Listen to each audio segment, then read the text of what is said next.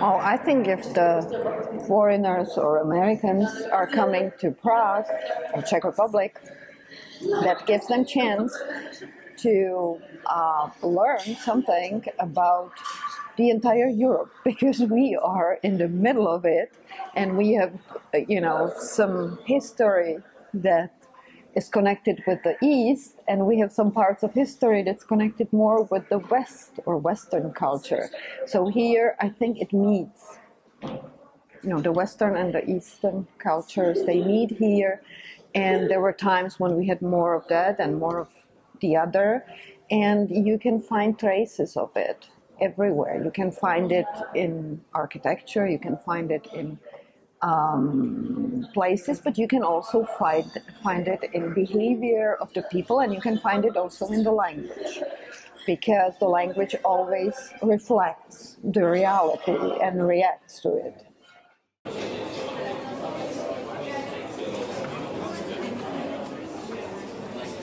But they can learn some basics, and even if they learn the basic phrases, they will see also how the language is structured, which will help them to understand maybe a little bit more about their own language, because it's so different. And, language and culture are so connected, they are so close, that even through the basic phrases and through the really basic statements and phrases, they can understand maybe, or learn more than understand, about the culture here. And also, this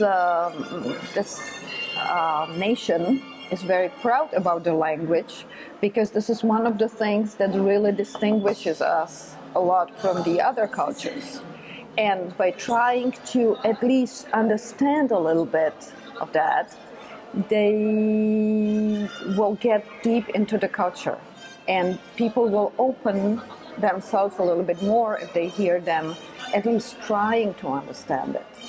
It's also good to get the basics of Czech, because basics of Czech are basics of Slavic languages. So if they learn a little bit about Czech, they are also learning at the same time a lot about Russian and about Polish, for example, or Ukrainian, other Slavic languages. And as I am saying, they will learn also a lot about their own language, how it differs. Maybe things that they were not realizing because they were speaking it since they were born. And so that could be the benefit.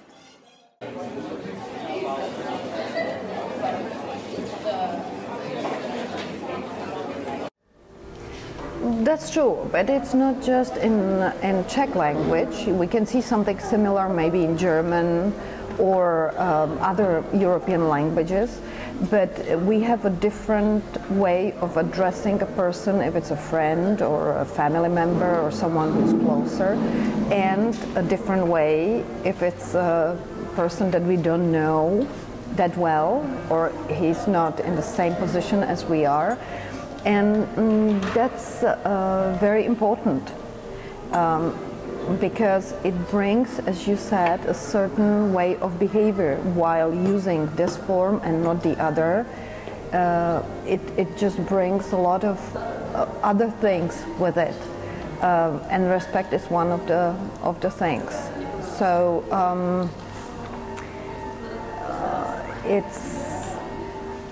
it's interesting to learn something like that. We have cultures where they have even more ways how to express respect. I think in Japanese there are different levels. Here it's just two ways, but it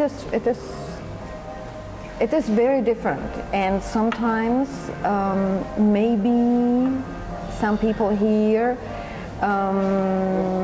could be negative about English-speaking people using the informal you to everybody. Yeah. It could be like a cultural problem.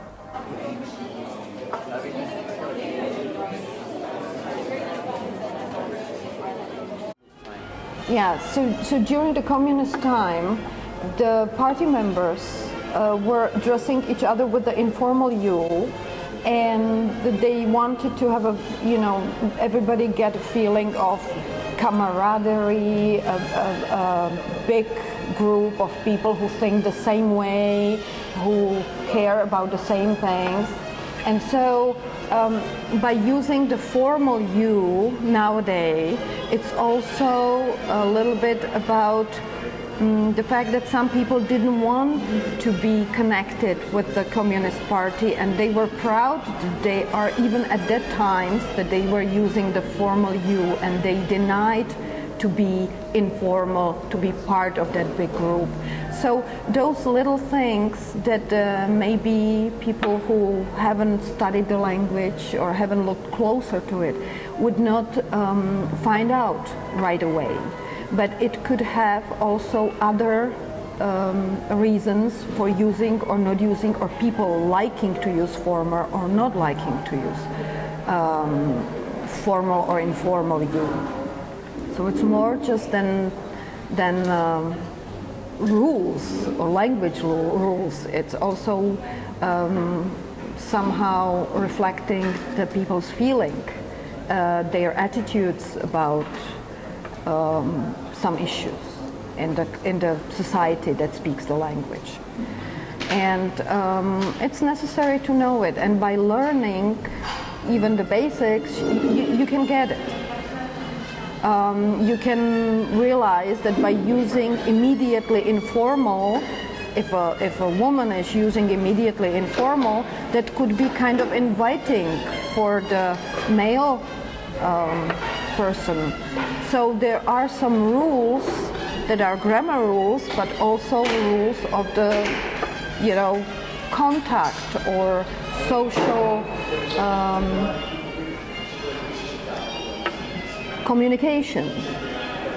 And it's not just that, it's also that they will even learning the simple greetings or simple phrases. They will realize, the Americans would realize that there are many things that they are using automatic. It's a good example if you say, "How are you?" in English. No one is really expecting any answer than "great." You also have, Americans have a lot of ways how to express the great. In Czech, we would react totally different, and it's not a phrase. If you're asking "how are you," you really are ready to give a person a description of our current situation and our current feelings and what happened within the last days or weeks or hours that we haven't seen each other. And so small things like that you can learn even not knowing the entire language properly.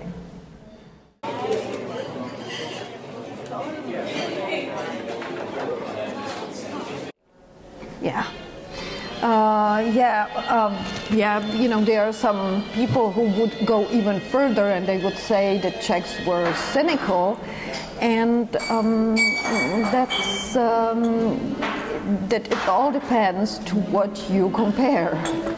If we compare the American culture and the Czech culture, that's true, and it has a reason. The reasons are partially.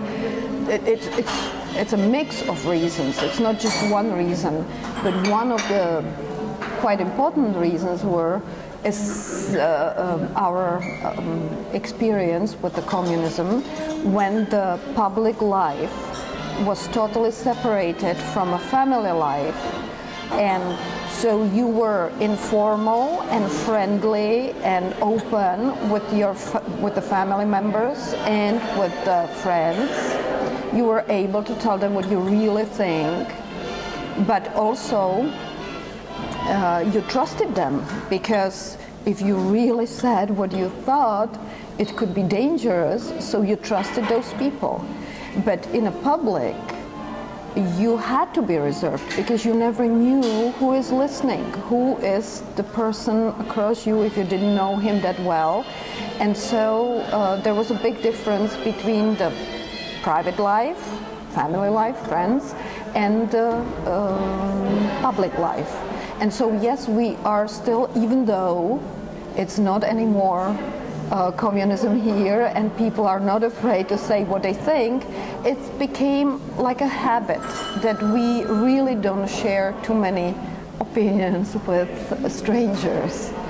And we are not really good at small talks, because we are interested, then we ask questions in details, or we just meet the person, we will see him once, and then there's no point to really go into the conversation.